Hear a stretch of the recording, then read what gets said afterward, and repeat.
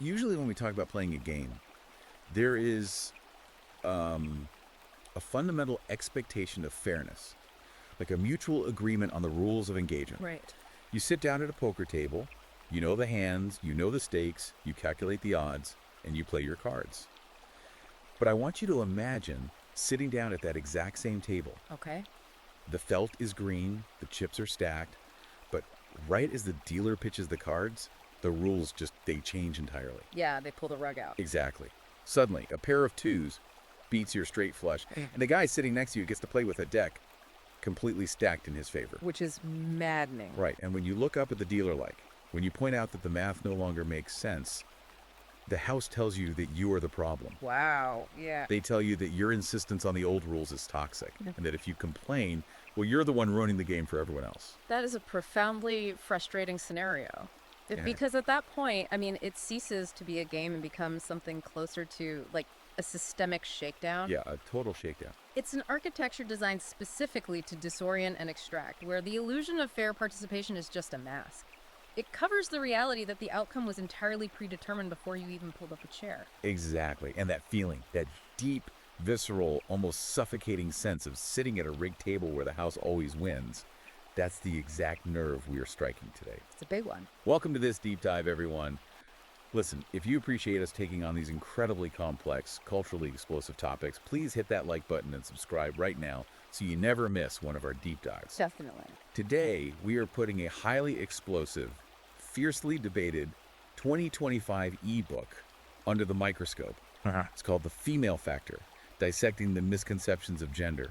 It's by Conrad Riker. Yeah. And let me tell you right at the top, if you want to brave this incredibly incendiary read alongside us, you can go grab a copy right now on Amazon Kindle or Google Play Books. And it is incendiary. I mean, it is absolutely critical that we establish some foundational context before we dive into the substance of this text. Yeah, we have to.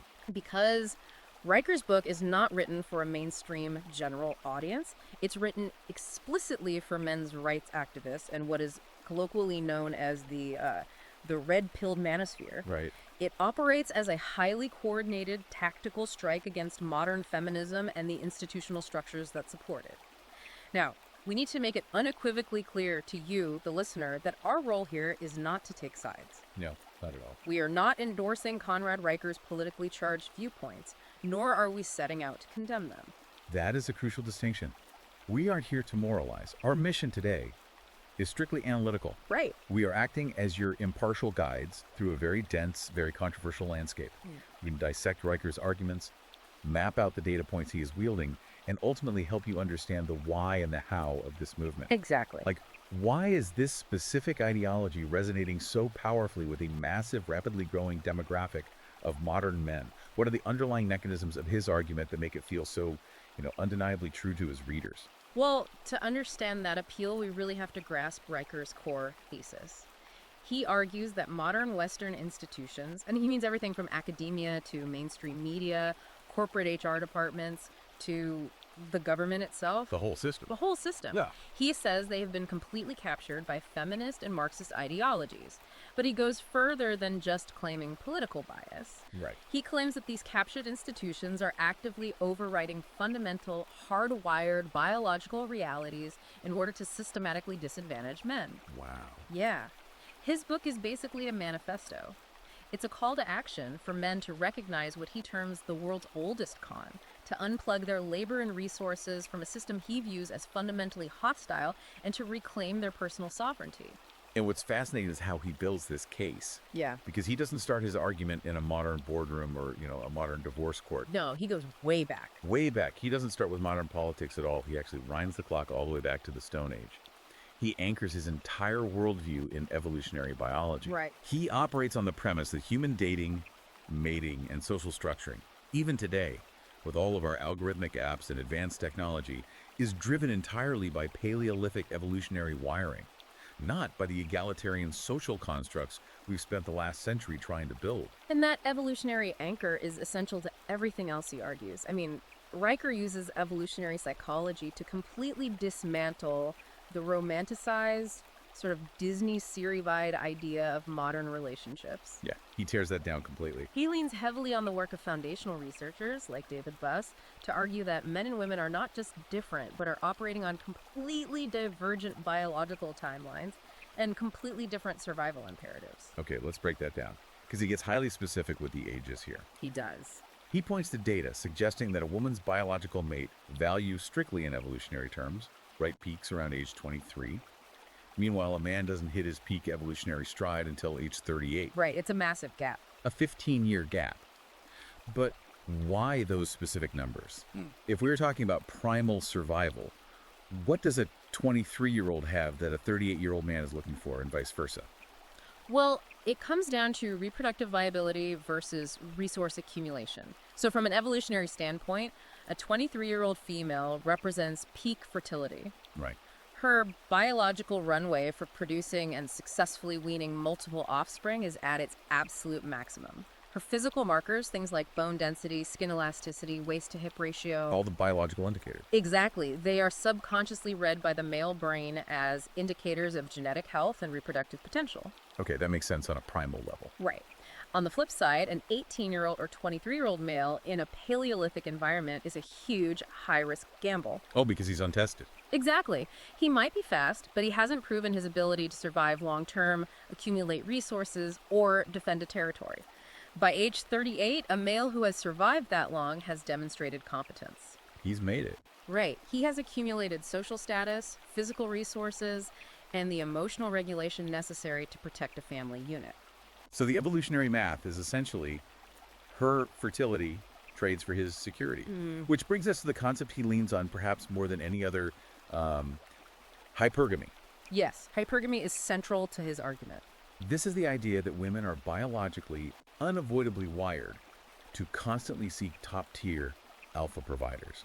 It's an innate drive to marry up, or at least date up, across socioeconomic and physical lines. Right. And Riker makes a point to say this isn't some malicious, calculating choice that modern women are actively making in, coffee shops. No, it's subconscious. Right, it's a survival instinct. Yeah. If you are living in a cave and you pick the weak, average hunter, your children freeze or starve. Picking the absolute strongest, most capable man was literally a matter of life and death. Exactly. Hypergamy was an evolutionary safety net.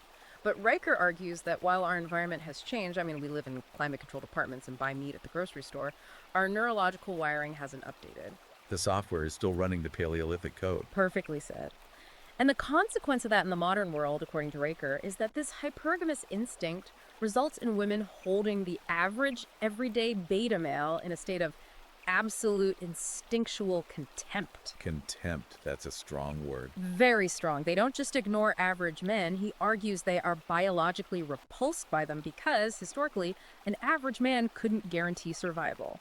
I want to push back on that a little bit, or at least play devil's advocate for the listener here. Sure. It's one thing to say women prefer successful men. That's a trope as old as time. But biological contempt for the average guy, that seems incredibly extreme. Does he have actual data to back up a claim that harsh, or is he just extrapolating from caveman theories? Oh, he absolutely brings in modern data. And he uses the digital dating market as his primary laboratory. Oh, right, Tinder. Right. Riker's logic is sound on this specific front.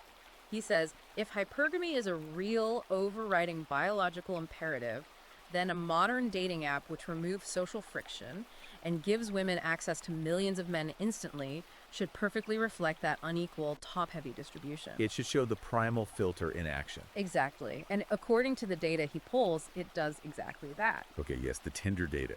The numbers he pulls here are genuinely brutal to read. Yeah. He points to the infamous leaked Tinder data that established the 80-20 rule. Right. The internal metrics showed that the top 10 to 20% of men on the app are hoarding roughly 58 to 80% of all the matches. It's incredibly skewed. But here's the crazy part. Yeah. 80% of the men on the app are rated as below average in physical attractiveness by the women swiping. Right. Mathematically, it is impossible for 80% of a population to be below average. It completely defies a standard bell curve. It defies a bell curve, but it perfectly models a hypergamous filter. Think about it. When a woman has limitless options, the threshold for what constitutes an acceptable mate skyrockets. Riker interprets this as the female biological filter working in overdrive. He uses this analogy that really stuck with me. He says that If dating apps were the stock market, the top tier Chad, the tall, wealthy, conventionally attractive guy operates like the S&P 500. Right, a blue chip stock. Consistent returns, everyone wants to invest. But the average man, the guy making $60,000 a year who likes hiking and board games, he trades like a penny stock. Ouch. Yeah. Riker literally says the average guy in these apps is throwing money at super likes and premium features like a medieval serf tossing copper coins at a lord, only to finally get a match from a bot or from a girl who just wants him to subscribe to her Instagram. It's a system designed to extract his money while denying him the very thing he's paying for. It paints a vivid, albeit bleak picture of a deeply asymmetrical market. And the crux of Riker's argument here is that this asymmetry isn't a glitch in the matrix caused by modern superficiality. It's the matrix working. Exactly. It is a matrix functioning exactly as biology intended. And to reinforce this, he doesn't just rely on swipe data, he delves into neurobiology. He cites a highly specific 2021 fMRI study out of UCLA. Right, the amygdala study. Let's unpack that because it sounds incredibly technical, but it proves a wild point. Okay, so the amygdala is the threat detection and emotional processing center of the brain. The UCLA researchers found that when women are shown photographs of aggressive or highly dominant male faces, their amygdalae fire 18% harder than men's brains do when shown the same images. 18% harder. So what does Riker extrapolate from that neurological spike? He interprets it as proof that female biology is constantly aggressively calculating both threat and value in the male population at a subconscious level. Like a radar always pinging. Yes. Their brains are neurologically hardwired to sort the wolves from the sheep in milliseconds. The aggressive face represents danger, but in a Paleolithic context, it also represents the capacity for protection. So it's a dual signal. Right. The female brain is lighting up because it is assessing whether this male can conquer the environment on her behalf or if he is a threat to her. The average non-aggressive, non-dominant male face doesn't trigger this response. He simply doesn't register on the biological radar. Okay, let's unpack this because I need to ask a practical question here. If biology is destiny and we are all just walking meat computers running ancient software, how does Riker explain the modern push for egalitarianism in relationships? Oh, right. I mean, we hear constantly about the 50-50 split, dual income households, and men and women being equal financial partners. Does he think this is all just a facade painted over these primal instincts? Because you look around, and a lot of couples seem to be striving for that equality. He views the 50-50 modern partnership as a highly profitable illusion. An illusion. Specifically, an illusion that benefits women at the expense of men. He coins a term for this: the dual paycheck double cross. The dual paycheck double cross. Yeah. According to Riker, modern feminism managed to pull off a brilliant ideological trick. It convinced men to fund their own obsolescence. Explain the mechanics of how that actually works, in his view. Like, how is a man funding his own obsolescence if they're both working and bringing home a check? Well, the setup, as Riker describes it, relies on a massive double standard in how male and female capital is treated socially. In a dual-income household, the woman's salary is culturally framed as her independent fun money. Oh, sure. It is viewed as a tool for her personal empowerment, used for Bali yoga retreats, designer clothes, girls' trips, and personal fulfillment. But the man's earnings, his paycheck doesn't belong to him. It's communal. Exactly. Socially and legally, his earnings are treated as communal debt. His money is expected to pay the mortgage, the health insurance, the property taxes, the structural costs of keeping the lights on. Ah, I see. He tells that story in the book about a female colleague of his that perfectly illustrates this. Yes, the break room story. Right. He talks about sitting in a break room while this female executive spent her entire lunch hour complaining about her fiancé. She's mocking his boring, safe spreadsheet job and complaining that he doesn't have enough edge. While texting someone else, right? Yeah. All the while, Riker notices she is testing a ripped, unemployed MMA fighter on the side. And Riker notes that her engagement ring was the size of a glacier, bought by the spreadsheet guy. He says her loyalty was thinner than the ice she was skating on. It's a brutal anecdote. It is. The core of his argument there is that her paycheck funded her freedom to explore her hypergamous instincts with the MMA fighter, while the fiancé's paycheck funded her baseline security and obligations. The fiancé was acting as a utility, not a lover. Precisely. And this serves as the foundational baseline for the rest of his manifesto. If you accept his premise that individual micro-level interactions between men and women are biologically rigged to extract resources from average men while reserving actual visceral desire for a tiny elite of top-tier men, you have to ask the next question. Which is what happens when this scales up. Exactly. What happens when these primal extractive instincts are scaled up? What happens when this biological dynamic is codified into our societal laws and our institutions? Right. Because a bad date or a selfish fiance is one thing. But if the whole system is built on that dynamic, that's a different game entirely. Completely different. And that naturally pivots us into how he views the broader world.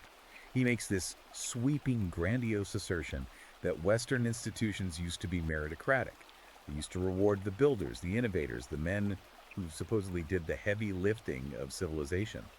But now, he claims they have been completely hijacked and weaponized. He begins his autopsy of modern institutions with academia, and he doesn't pull any punches here at all. No, he goes right for the throat. He does. Riker doesn't just disagree with the curriculum of gender studies or sociology departments, he labels them a pseudoscientific cult.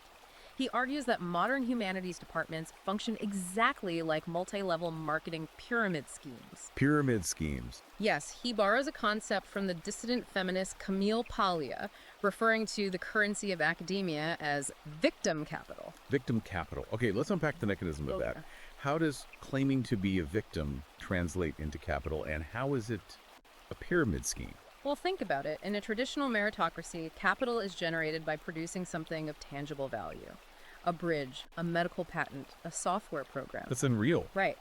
But in the captured institutions Riker describes, the highest social and institutional currency you can possess is your level of perceived oppression. That is victim capital. The more oppressed you are, the richer you are in the system. Exactly. The more oppressed you can claim to be by the patriarchy, the more funding, attention, and administrative power you are granted. As for the pyramid scheme analogy, it works mathematically. Students take out hundreds of thousands of dollars in non-dischargeable federal loans to learn esoteric terms like heteronormative cispatriarchy. But because degrees rooted in victim capital produce nothing of tangible market value, those students are entirely unemployable in the traditional economic sector. So what do? I mean, they can't just go work at a manufacturing plant. Exactly. Their only recourse, their only way to earn a living is to become administrators, HR professionals, or professors themselves. Ah, so they have to recruit? They have to recruit a new downline of freshmen to pay tuition so they can teach them the exact same ideology. The system requires endless expansion and the continuous invention of new microaggressions and new forms of oppression just to justify its own existence and funding. And he highlights the utter absurdity of what happens when this ideology collides with hard reality. He points out that these programs are literally teaching that objective math is rooted in white supremacy and that the concept of a nuclear family is patriarchal bondage. While completely ignoring reality. Right. He contrasts this ideological fluff with hard, undeniable data. He points out that 78% of all STEM patents, the things that actually keep planes in the sky and servers running, are held by males. He has this biting joke where he says you can write a summa cum laude master's thesis on my cat as a genderqueer icon and receive a massive grant, while the actual engineering departments that build the modern world are holding bake sales to afford lab upgrades. It's a funny visual, but his overarching point is that academia has abandoned the pursuit of objective truth in favor of oppression dialectics.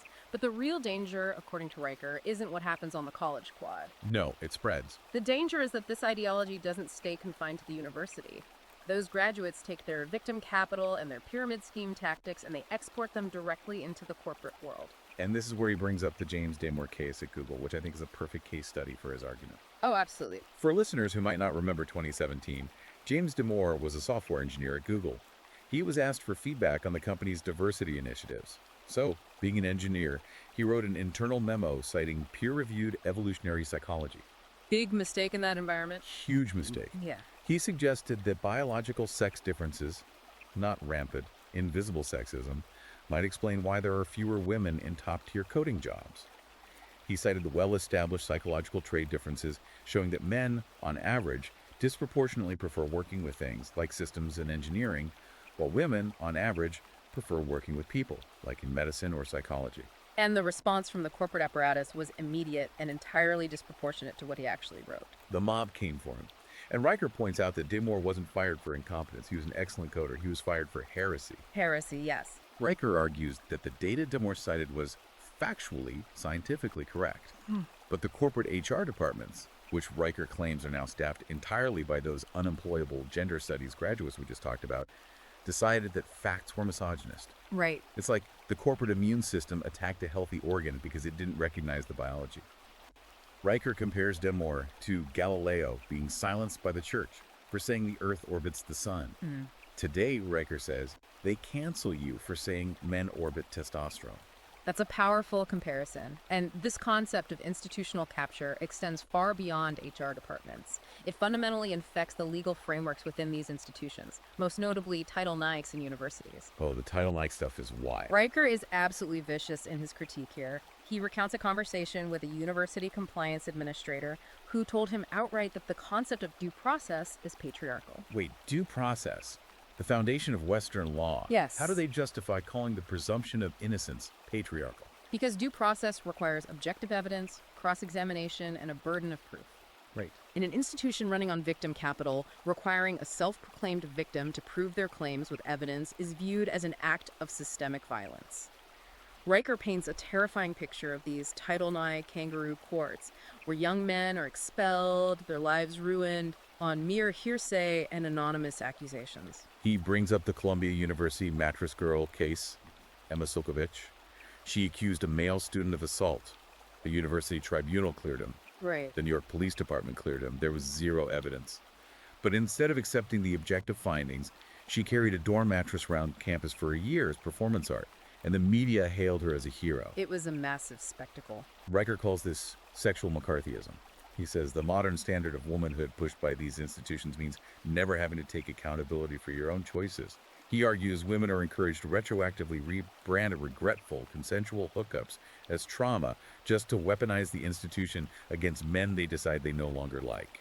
And he shows how this erasure of male merit and male reality is entirely pervasive in the media and culture as well. It's everywhere. It is. Riker argues that history is being actively, deliberately rewritten to erase male achievement. He points to the New York Times' 1619 Project, critiquing it for seemingly ignoring the immense technological contributions of male inventors like the Wright brothers, Thomas Edison, or Henry Ford. They just get pushed to the side. Exactly. It frames Western history solely through a lens of oppression rather than innovation.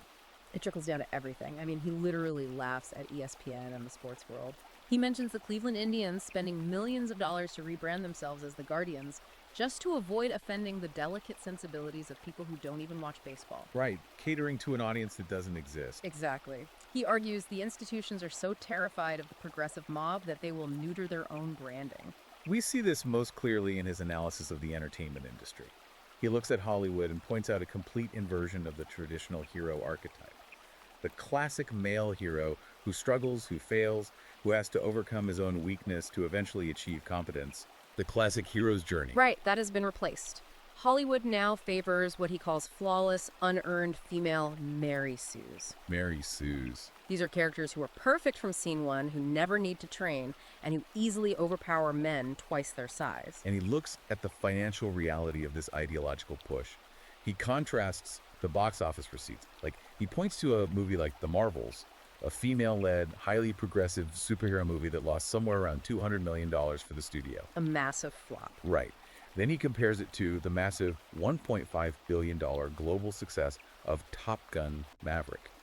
He describes Top Gun as an unapologetic, high-octane testosterone festival that celebrated brotherhood, competence, and male sacrifice. People loved it. His point is razor-sharp merit and biological reality sell. The public wants it. Woke propaganda financially tanks. Yet the institutions keep stubbornly pushing the propaganda and taking the massive financial losses because they are so deeply ideologically captured that they cannot self-correct. Now, if we scale this capture up to the absolute highest level, we reach what I think is Riker's most provocative political theory. Here's where it gets really interesting. He takes this concept of institutional bias and applies it to the federal government itself. Yes, this is where the book gets genuinely wild. He makes this argument that flips the entire feminist narrative on its head. Feminists claim they dismantled the patriarchy. Riker essentially argues that feminism didn't dismantle the patriarchy at all, it just outsourced the role of the traditional husband to the government. It is the cornerstone of his political philosophy. He coins the term the maternal socialist complex. The maternal socialist complex. Yes. To understand this, look at history. In the past, the survival of the nuclear family required a compromise. A man provided physical resources and protection, and a woman provided nurturing and family management. They needed each other. A partnership based on survival. Right. But Riker argues that modern feminism realized it could bypass the need to compromise with an individual man. By mobilizing as a voting bloc, women realized they could force the state to act as a surrogate husband. The surrogate husband. Yeah. The state steps in with the guns and the tax code to provide the security, the subsidized housing, the food stamps, and most importantly, the forcefully extracted child support. Exactly. And where does the state get the money to play husband? By disproportionately taxing male labor. He notes a staggering statistic. In a single year, the federal government and state agencies vacuumed over $120 billion in child support directly from the paychecks of men. That's an astronomical number. And he claims that a federal audit of how that money is actually spent found that 68% of it doesn't go to the children's basic needs. It bankrolls the mother's lifestyle manicures, margarita Mondays, car payments, and Gucci belts for the ex-wives. While the men suffer. Yeah, while the men who actually earn the money are working double shifts, living in studio apartments, just trying to avoid going to jail for missing a payment. Which creates a devastating sociological engine that Riker terms the matriarchal feedback loop. The mechanics of this loop are crucial to his worldview. Step 1, the state heavily taxes men. Okay. Step 2, the state funnels that money to single mothers, subsidizing and incentivizing the fracture of the nuclear family. Step 3, those single mothers inevitably raise fatherless boys. And the data on fatherless boys is universally catastrophic. Exactly. Statistics across the board show that fatherless homes dramatically increase the likelihood of youth delinquency, high school dropout rates, and violent crime. So step 4, these fatherless boys create massive societal instability. Right. Step 5, that very instability is then used by politicians to justify even more government intervention, larger welfare states, higher taxes on the remaining productive men, and a deeper reliance on the surrogate state. It's a self-feeding loop. It is a self-perpetuating machine that literally extracts wealth from men while completely disenfranchising them from the family units they are being forced to fund. Man. So if that is how the macro-level system operates, if the government has successfully absorbed the role of the provider, what happens to the actual traditional marriage contract? Why would a man sign it? Exactly. Why would a man sign up for that? According to Riker, traditional marriage has been transformed into an absolute slaughterhouse. He frames modern marriage as playing financial Russian roulette for men, except he says the gun is always loaded with 6 bullets. He wields the statistics in this section like a blunt instrument. I mean, we all know the divorce rate hovers around 50%, but Riker points out the asymmetry within that statistic. Roughly 70% of all divorces are initiated by women. 70%. Yes. And if the woman is college educated, that number jumps to 90%. Riker argues these aren't women escaping horrific abuse. He categorizes the vast majority of these as unhappiness shakedowns. They are driven by that ancient hypergamous instinct to upgrade, heavily incentivized by a legal system that guarantees the woman will profit from breaking the contract. He points to Census Bureau reports confirming that 91% of alimony payers are men. He goes to a very dark place when discussing the legal tactics used during these divorces. He cites data showing that false domestic violence claims spike by a staggering 72% immediately after no-fault divorce laws are introduced in a given jurisdiction. It's not a coincidence to him. Right. He doesn't view this as a coincidence at all. He paints it as a highly calculated, widely recommended legal strategy. It is often referred to in family law circles as the silver bullet strategy. Riker argues that women are explicitly advised by predatory divorce lawyers to weaponize vague emotional grievances. They just claim they are scared. Exactly. They file ex parte restraining orders, which means the man isn't even in the room to defend himself, based on an accusation that she just feels unsafe. The judge, terrified of being the one who didn't grant the order if something goes wrong, rubber stamps it. Just to play it safe. Right, but instantly, the man is physically removed from his own home, stripped of his right to see his children, and put on the defensive, guaranteeing the woman immediate sole custody and possession of the primary asset. He has this quote that is just venomous. He says, "Hell hath no fury like a woman with a phone and a grudge." Wow. He argues that the modern courtroom is just the contemporary version of the tribal bonfire, where women historically use reputation destruction and gossip to exile their rivals or punish non-compliant men. The legal system just gave them a gavel to do it with. This systemic legal bias is perfectly juxtaposed against Riker's dismantling of the gender pay gap myth. Oh, this part is fascinating. If the courts favor women, why do we hear so much about women being economically oppressed? Riker argues that the pay gap, as it is popularly presented, is an absolute myth. He says it is entirely a product of what he calls the danger dividend. Yes, I wanted to bring this up because he brings in Harvard economist Claudia Goldin here, who won a Nobel Prize for this kind of research. So he's using top-tier institutional data against the institutions. He is. Goldin's work, and Riker's interpretation of it, argues that the unadjusted 77 cents on the dollar statistic is intellectually dishonest. When you actually factor in the hours worked, continuous time in the workforce, and most importantly, job hazards, the gap vanishes. It just disappears. Completely. In fact, Riker argues that male tech workers often earn less per hour than their female counterparts when you factor in extreme overtime. But the core of the danger dividend is physical risk. He emphasizes that 78% of all workplace fatalities are men. 78%. Men are the ones getting flattened by forklifts in warehouses. They are the ones taking the hazardous night shifts in crime-ridden neighborhoods. They are working on the offshore oil rigs. Men aren't paid more because of a smoky room patriarchal conspiracy. They are paid more because they are literally trading their physical safety, their health, and their lifespans for capital. He has that joke where he says feminists are constantly demanding equality in the C-suite and the boardroom, but you never see them organizing protests demanding 50% representation in the coal mines or on the garbage trucks or in the deep-sea welding teams. Exactly. But where Riker's tone shifts from righteous anger to almost mocking cruelty is when he pivots to talk about the women who actually bought into this system. He calls it the fertility fallacy. This is his brutal, uncompromising takedown of the corporate feminist playbook. And this section ties his legal arguments perfectly back to his initial points on biological determinism. Riker points out that the introduction of the birth control pill in the 1960s, followed by the second wave feminist movement, promised women absolute sexual and professional liberation. The promise that they could live exactly like men. Right. But he argues the actual delivery of that movement was a generation of women who prioritized corner offices and corporate titles over building families in their 20s, only to realize in their late 30s that biology does not negotiate with HR policies. He notes the cold biological reality. By age 40, a woman's natural conception odds plummet to just 5% per cycle. And he just eviscerates what he calls the fertility industrial complex. He talks about these dystopian scenes in Silicon Valley where major tech companies host corporate egg freezing parties. He's so strange. They have liquid nitrogen, champagne, and keynote speakers framing the delay of motherhood as the ultimate girl boss flex. But Riker points out the grim clinical reality that the clinics don't put on their brochures. Those frozen eggs have a terrible success rate when thawed a decade later. He's brutal about it. He brutally refers to frozen eggs as feminism's midlife crisis Corvette. They're wildly overpriced, fundamentally impractical, and statistically destined to leave the buyer deeply disappointed.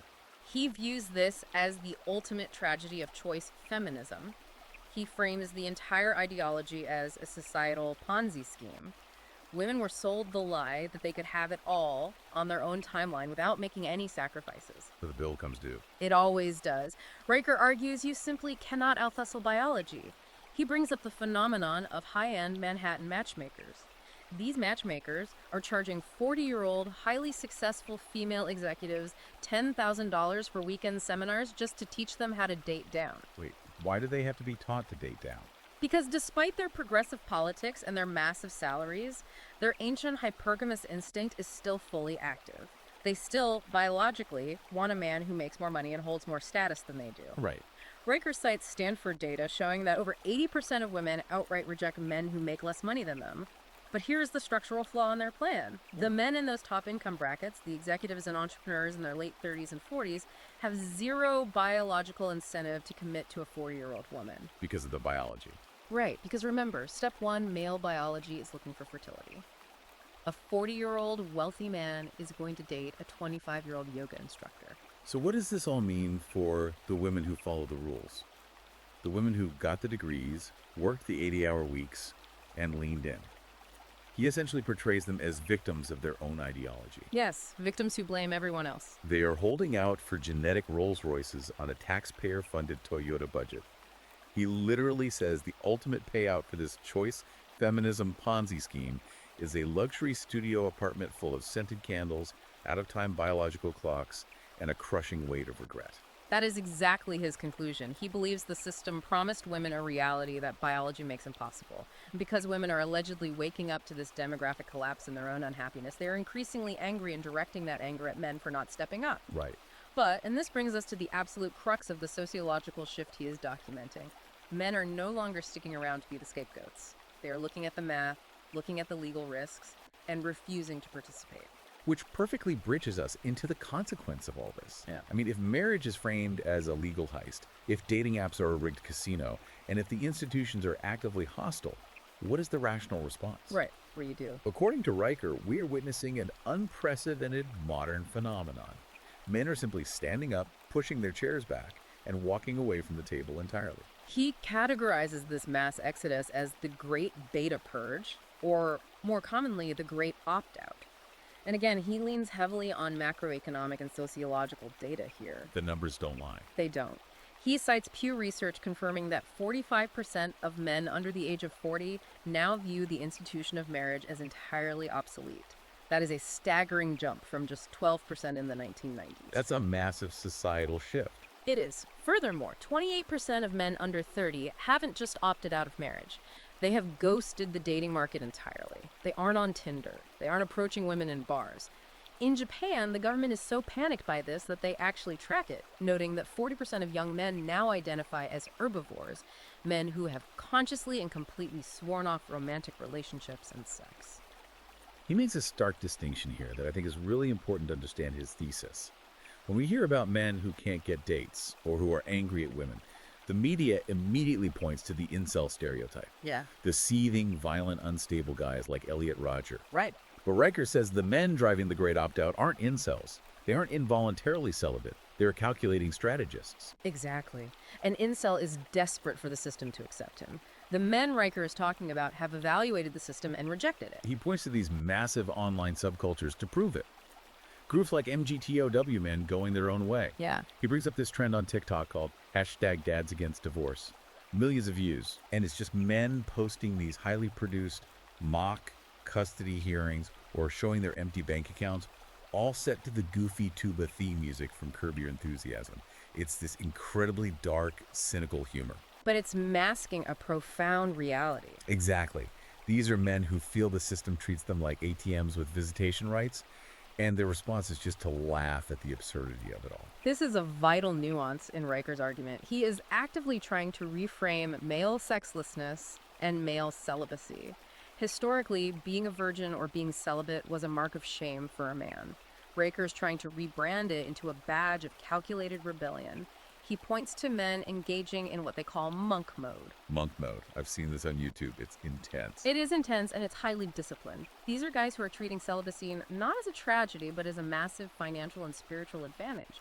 They are looking at the legal risks of a false accusation, the financial risks of a divorce, and the emotional drain of modern dating, and deciding the return on investment is deep in the negative. It's just not worth it. Right. So they redirect that energy. They are swapping their OnlyFans subscriptions for crypto portfolios. They are waking up at dawn to lift weights, day trade, and build businesses.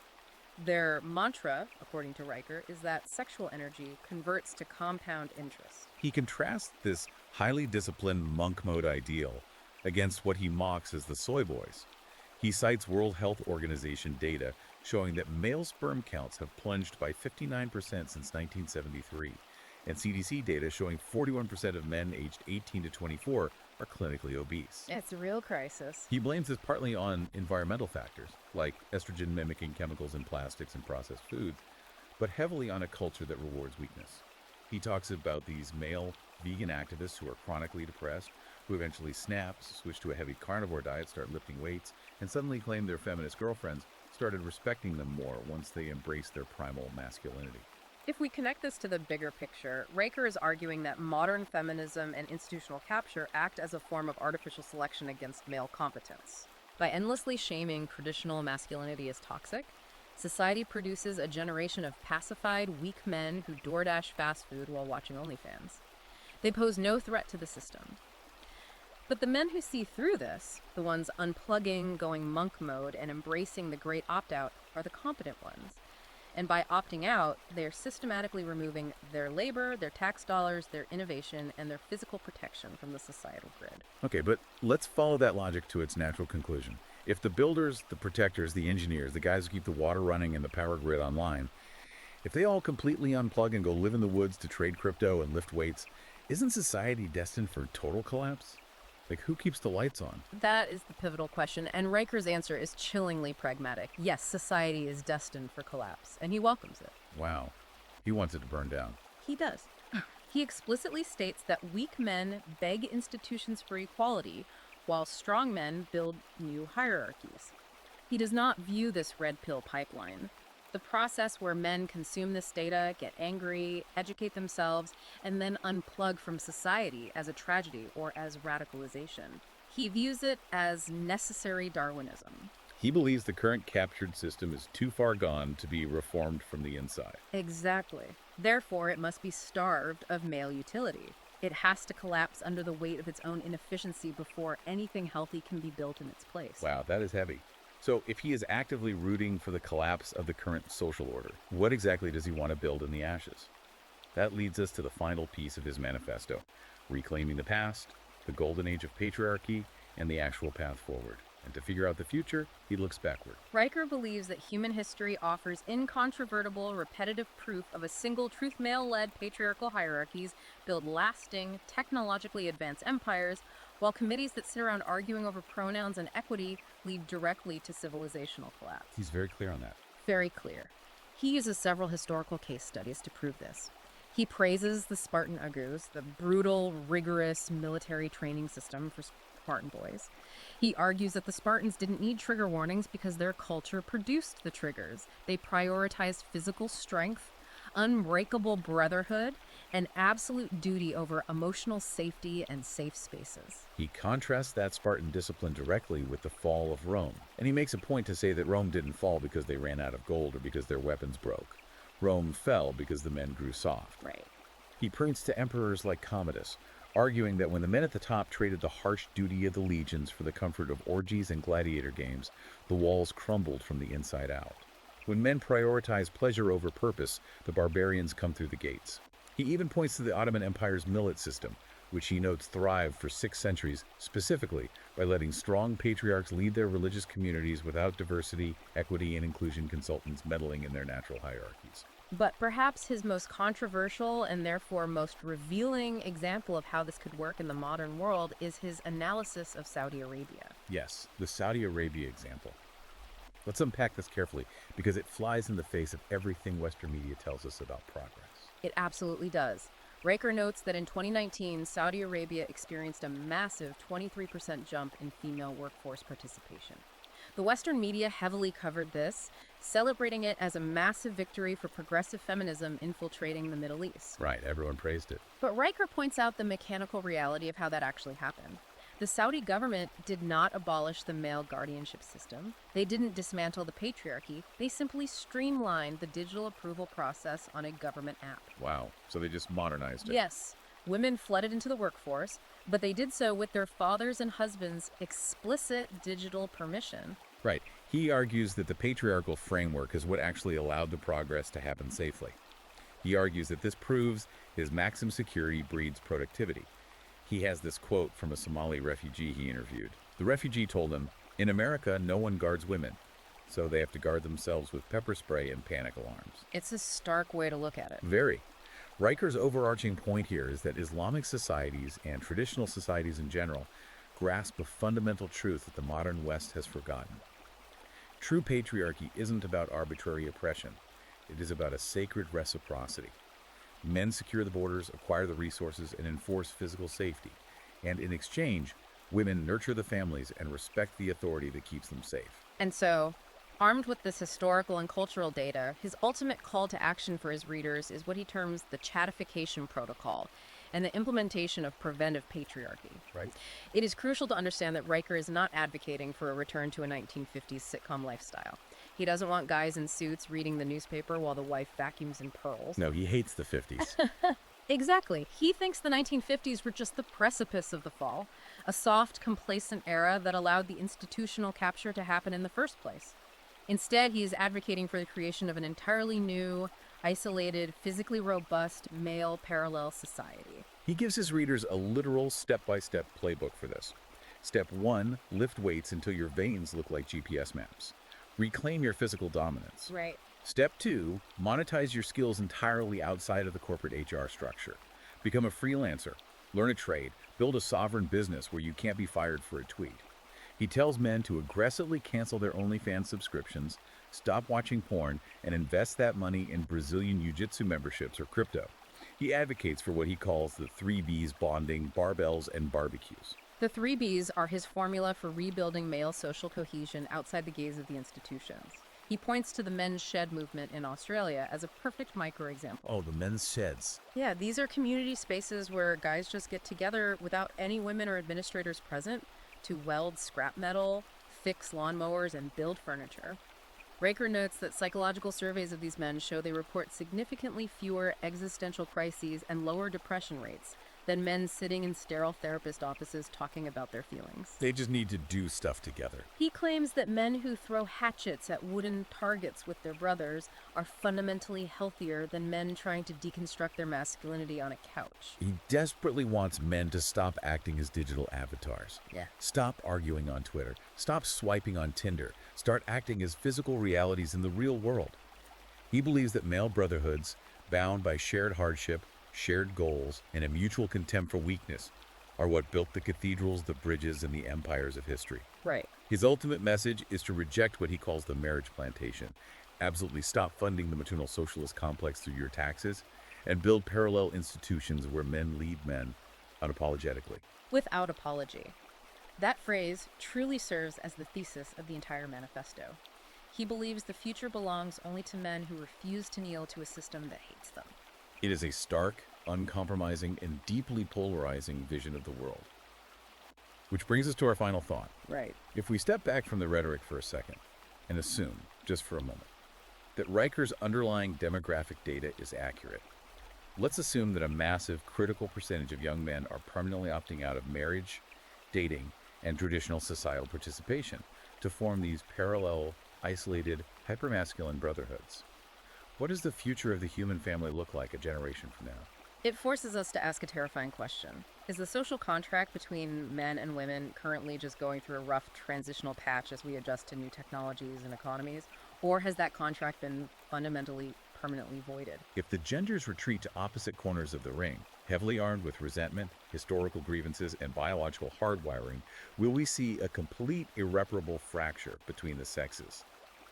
Are we looking at a future where society splits down the middle, a matriarchal, state-funded, HR-managed system on one side, and a hyper-masculine, off-grid, parallel crypto economy on the other?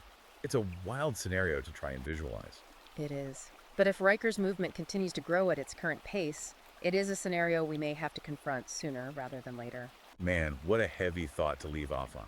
We have covered a massive amount of ground today, and honestly, we barely scratched the surface of the raw data, the historical deep dives, and the sheer unapologetic vitriol contained in this book. So much more.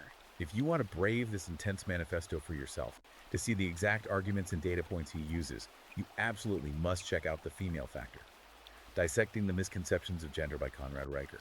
It is available right now to purchase on Amazon, Kindle, and Google Play Books. And for those who want to see the author's ongoing arguments, watch him debate his critics, and follow his real-time analysis of the culture, you can follow him directly on Substack at Crevor Conrad Riker for more of his raw takes and essays. Thank you all so much for joining us on this deep dive. Listen, if you enjoyed our breakdown, if it made you think, or if it just made you want to argue with us in the comments, please give us a like, hit that subscribe button, and share this with someone who loves a deep, controversial debate. Your support is what allows us to keep tackling these heavy subjects. We will see you next time.